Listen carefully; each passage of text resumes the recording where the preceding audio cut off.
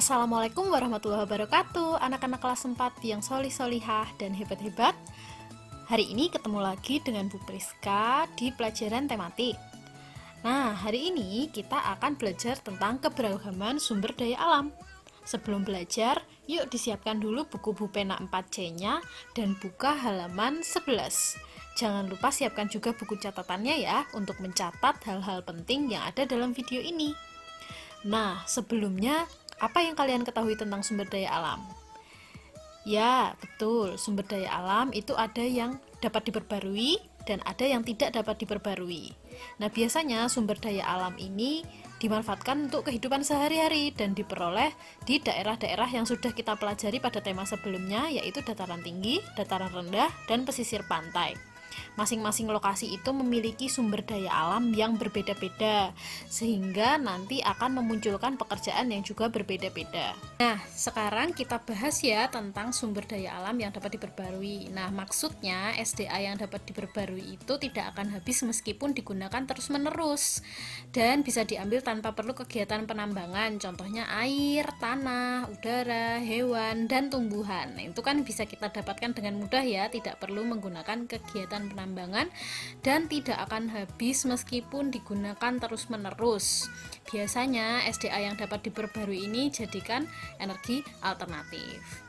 Nah, bagaimana dengan SDA yang tidak dapat diperbarui? Nah, itu kebalikannya. Jika digunakan terus-menerus akan habis dan biasanya didapatkan dengan cara ditambang. Contohnya minyak bumi, batu bara, biji besi, marmer, belerang, nikel, dan macam-macam seperti yang ada di halaman 11 itu ya. Nah, coba dicermati dan coba dibaca. Jika perlu dicatat di buku catatan kalian.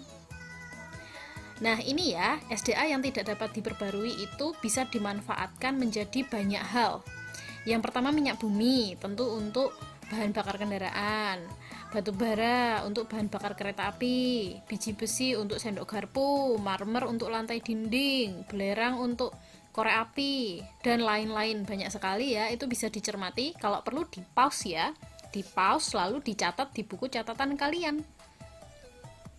Nah, tahukah kalian kalau SDA yang ada sesuai lokasinya tadi, dataran rendah, dataran tinggi, dan pesisir pantai itu mempengaruhi cita-cita dan hobi seseorang, ya, mempengaruhi pekerjaan seseorang. Contohnya jika seseorang itu tinggal di pesisir atau di laut. Nah, sesuai dengan SDA-nya kan ikan ya kalau di laut atau rumput laut.